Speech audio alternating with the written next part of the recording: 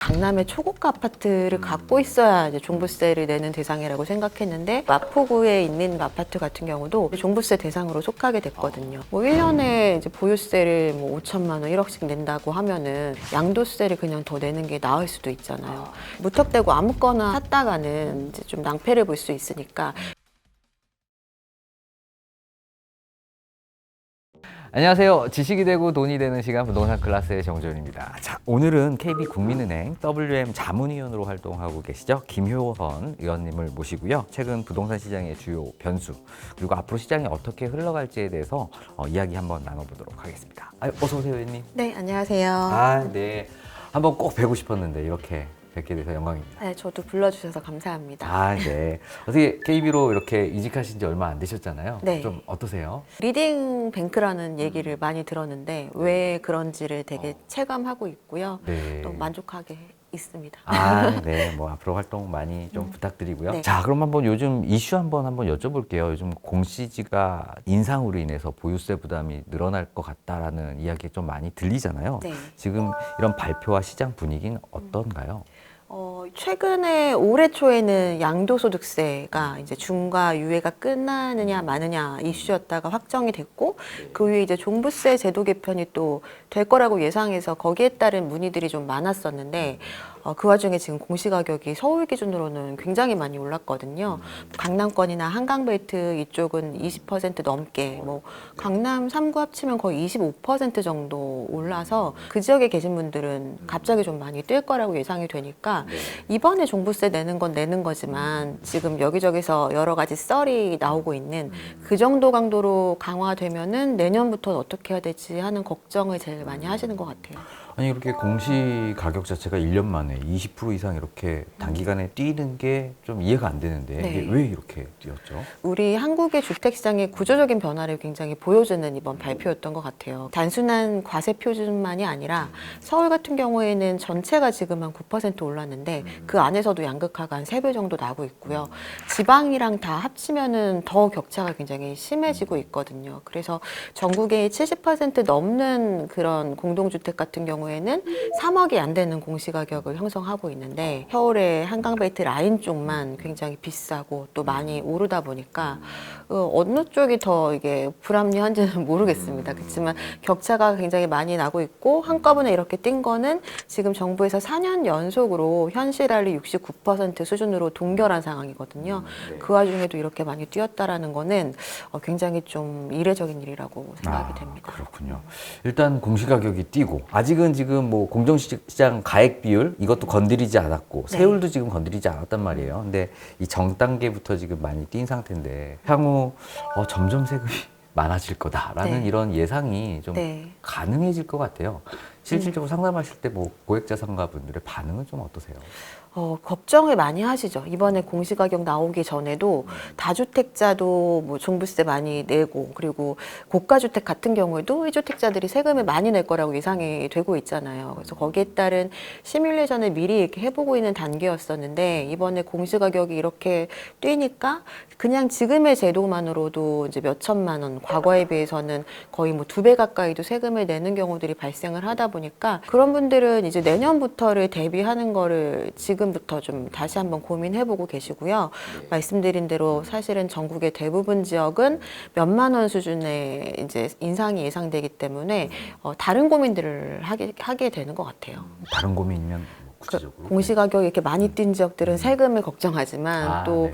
이렇게 많이 뛰지 않은 지역들은 계속해서 자산 가치가 오르지 않고 그거는 이제 올라가지 않은 건 둘째치고 황금성의 문제를 주는 거기 때문에 이제 이거 어떻게 처분하거나 증여하나 이게 같은 이제 뭐 그 처분에 대한 고민들을 하시는 것 같습니다. 그렇군요. 또 이 발표에 따라서 일희일비가 또 나뉘는군요. 그 공시가격 발표로 인해서 그 종부세 대상도 지금 조금 늘어난 상황인가요? 어떤가요? 예, 늘어난 걸로 예상이 되고 있습니다. 지금 종부세를 내느냐 마느냐의 기준 자체가 좀 예전에 해놓다 보니까 지금은 서울 아파트 평균 가격이 뭐 15억 정도에 육박하고 있는데 지금도 과거 방식으로 12억 정도 기준을 하다 보니 서울의 웬만한 지역들, 예를 들어 마포구에 있는 그 레미안 프로주 아파트 같은 경우도 이제 종부세 대상으로 속하게 됐거든요. 그래서 예전 같으면 강남의 초고가 아파트를 갖고 있어야 이제 종부세를 내는 대상이라고 생각했는데 그게 이제 서울의 좀 이제 선호도 높은 지역들 위주로는 대부분 이제 포함이 되게 됐습니다. 보유세 개편도 일어날 거다라고 예상이 되는데 앞으로 뭐 이렇게 세부담 어떻게 될 거라고 좀 개인적으로 좀 생각하세요?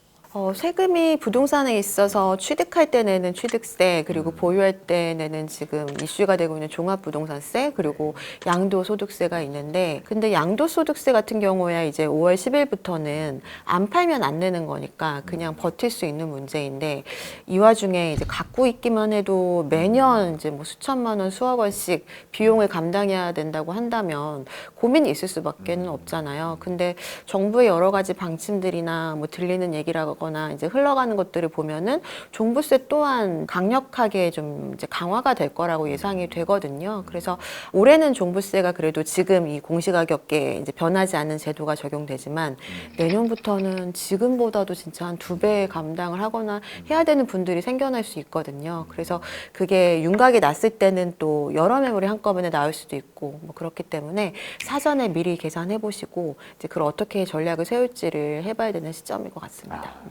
그래서 그런지 요즘에 뭐 자녀한테 증여하는 이런 사례도 좀 네. 많다고 하더라고요. 이 증여를 선택하는 이유가 좀 있을까요? 지금 이게 예전에 문정권 때 똘똘한 한 채 얘기 나오는 거랑 이제 비슷한 전략을 세울 수밖에 없는데요. 사실 정부의 정책을 걷어낸다 하더라도 그 윤 정권 때 비교적 완화됐던 정책 하에서도 여전히 똘똘한 한 채 전략을 쓰긴 하셨거든요. 왜냐하면 세금이라는 게 이제 정권에 따라서 혹은 상황에 따라서 언제든지 강화될 수 있는 건 열려 있었기 때문에 언젠가는 또 과거의 그 폭탄이라고 했던 그만큼의 세금을 또 내는 날이 있을 수도 있다라는 게 이제 첫 번째고, 두 번째로는 여러 가지 수요들이 서울로 집중되다 보니까 잠깐 말씀드린 것처럼 지방의 주택은 사실 자산의 역할을 이제는 하지 못하고 있는 상황이잖아요. 그러니까 지방에 계시는 분들조차도 지방의 주택을 처분하고 서울 쪽으로 좀 이동을 해야 되지 않나, 자산은. 이렇게 많이 생각하셔서 계속 이제 똘똘한 한 채 전략을 쓰고 계셨는데, 여러 채를 갖고 계신 경우라면 명의를 하나로 분산시키려면 매각 또는 이제 증여잖아요. 근데 두 가지가 있을 수 있을 것 같아요. 이미 이제 이 자산이 최대의 이제 그 가치가 가격에 반영됐다. 그러니까 더 이상 올라갈 일은 별로 없겠다라고 생각이 된다면 지금 이제 매각을 선택할 수도 있겠고요. 그러면 이제 반대의 경우, 뭐 나중에 더 올라갈 그 가능성이 충분히 있다라고 하면은 이제 증여로 이제 고민을 하실 수가 있겠죠. 그리고 또 하나의 경우는 팔려고 내놨는데 계속해서 안 팔릴 경우, 그때는 이제 어쩔 수 없이 세금에 대한 절세 전략의 하나로 증여를 선택하는 경우가 있을 것 같습니다.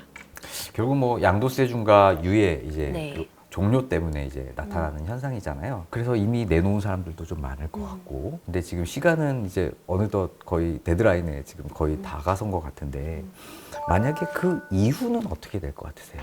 일단 시뮬레이션을 해보면 양도세만 봤을 때는 두 채 있는 경우에 이제 10억 정도의 차익이 있을 경우는 5월 9일까지는 이제 3억 원 정도 세금을 내는데 5월 10일부터는 6억 원 정도 세금을 내더라고요.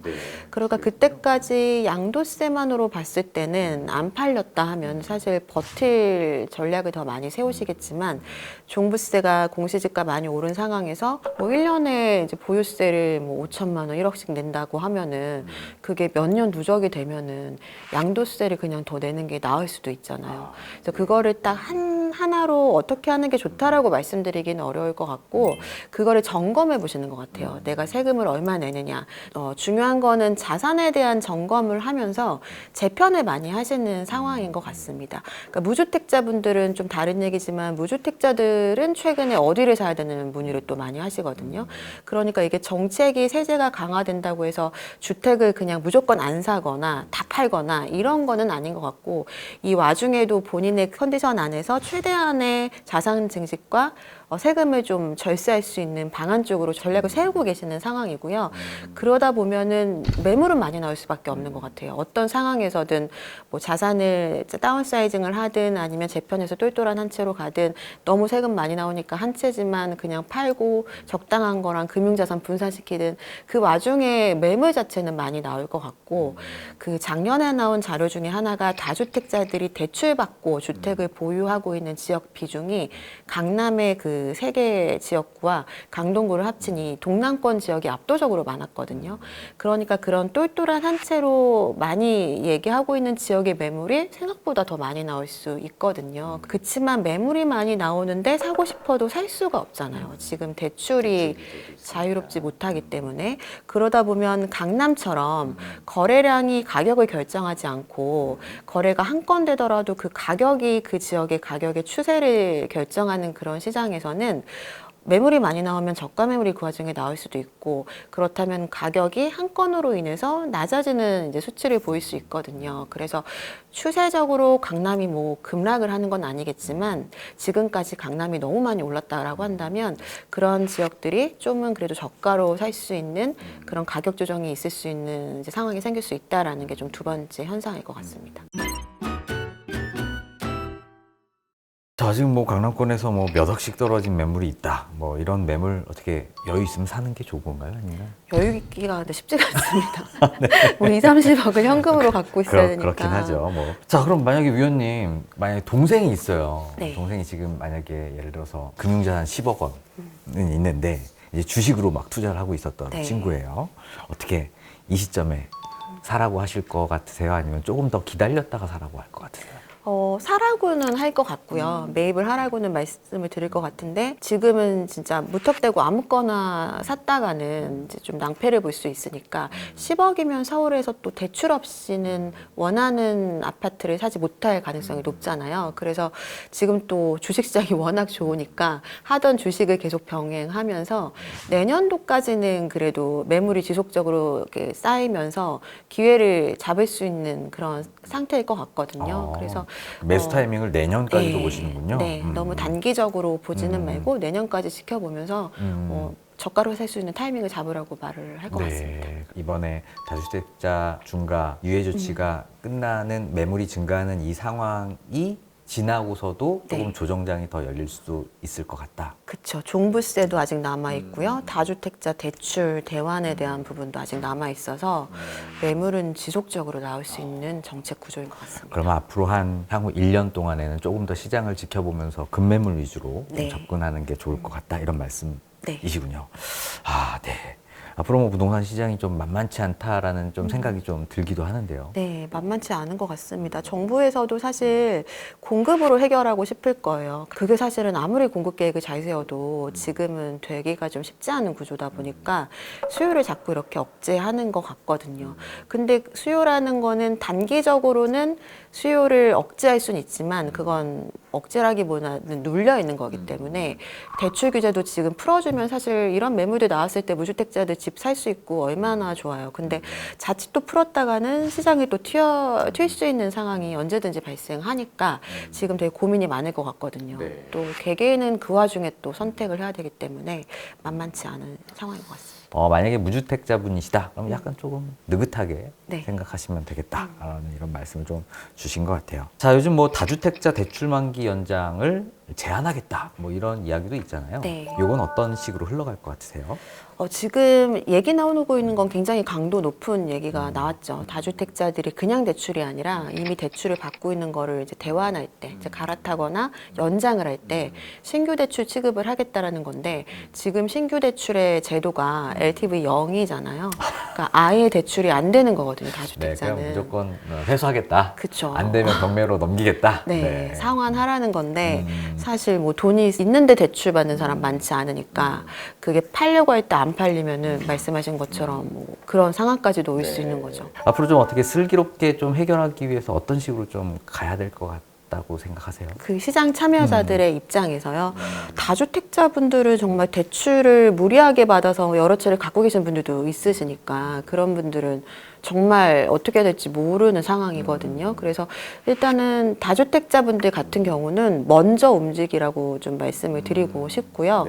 그래서 미리미리 세금도 계산하시고 대출도 또 최악의 상황을 대비해서 보수적으로 좀 보셔가지고 여유 있게 좀 하시는 게 필요할 것 같고 요즘의 정책 상황들은 지금 정권만이 아니라 과거에도 보면은 이제 만만치가 않거든요. 기본적으로 DSR이 있는 상황에서 대출 제도가 한 2, 3년 동안 계속해서 급격하게 변화됐어요. 그래서 예전처럼 무조건 레버리지가 답인 시대는 이제 아니기 때문에 매수를 하는 입장에서도 지금은 뭐 강력한 대출 규제가 있긴 하지만 늘 대출 레버리지는 그런 변동성에 대응할 수 있을 정도 수준으로 해서 매입을 하시는 쪽으로 말씀을 좀 드리고 있습니다. 지금 전월세 시장도 만만치 않기 때문에 지금 올해 내년도 이때가 살 수 있는 좀 타이밍이 오고 있는 것 같거든요. 그래서 지금까지도 사지 못한 분들은 굉장히 배 아픈 그런 상황들을 많이 견디셨을 텐데 이번 기회에 좀 매수를 하면 좋을 것 같습니다. 예, 알겠습니다. 그러니까 전국적으로 공급이 다 부족하고 오히려 지방이 공급이 상대적으로 더 부족한데 공급 부족이 서울만 나오는 이유는 수요 쏠림 때문이고 그 중저가 아파트 중에 특히 노도강 지역들이 강남처럼 그렇게 급격하게 상승을 못하는 이유가